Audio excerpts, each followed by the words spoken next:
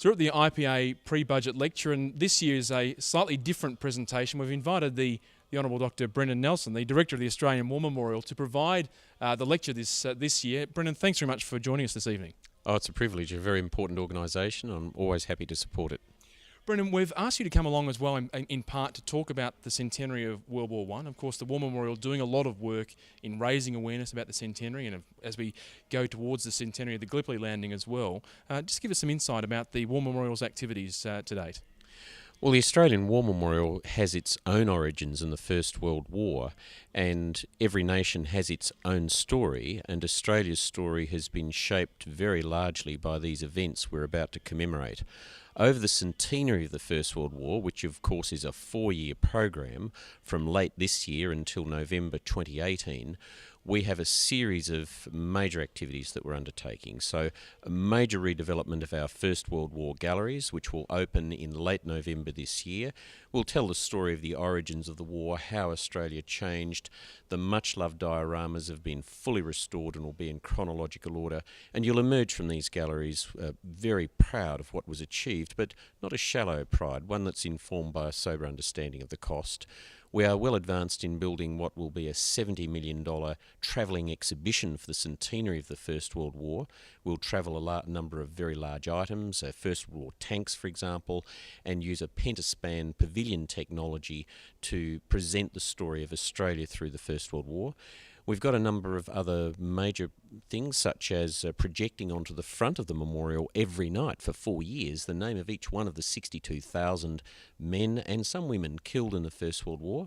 And we also have school children, senior primary students, recording the name and age of death of each one of those 62,000 throughout the length and breadth of Australia, and we will be playing that in our First World War cloister where our Roll of Honour is. We've got a lot of other things we're doing, including building travelling exhibitions, a major digitisation project to make it easier for Australians to retrieve and research our archive of stories and of images.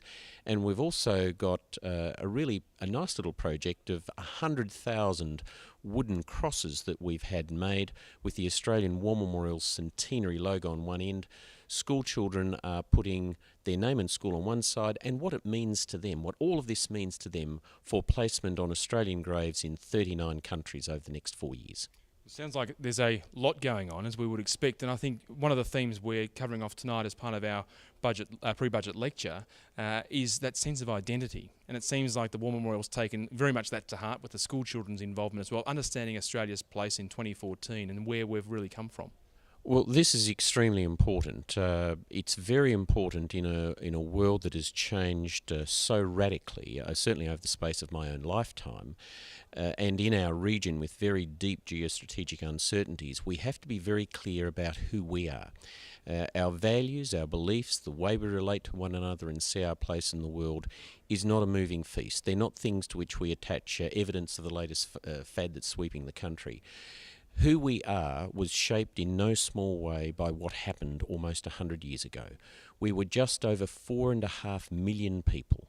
We had 1 million men who could volunteer from a nation that twice rejected conscription. 330,000 of them went overseas. 62,000 dead at the end of 4 years. Another 60,000 died within 10 years of getting back. So, as Charles Bean, the official First World War historian, observed, and as he said in founding the Australian War Memorial, what these men did nothing can alter now. The good and the bad, the greatness and the smallness of their story will rise, as it will always rise, above the mists of time and as a monument to great-hearted men and for their nation a possession forever. Whether Australian by birth or by choice, to feel a connection with these events and the spirit of these men and women over 100 years, which resides at the Australian War Memorial, is to be fully Australian. Well, on that note, Brendan, thank you very much for agreeing to provide our lecture this evening. We look forward to the presentation. Our members can watch highlights of the presentation through our website. Thank you, and looking forward to your presentation. Thank you, Andrew. We couldn't do anything without your members, believe me. In you we have great faith. Thanks very much.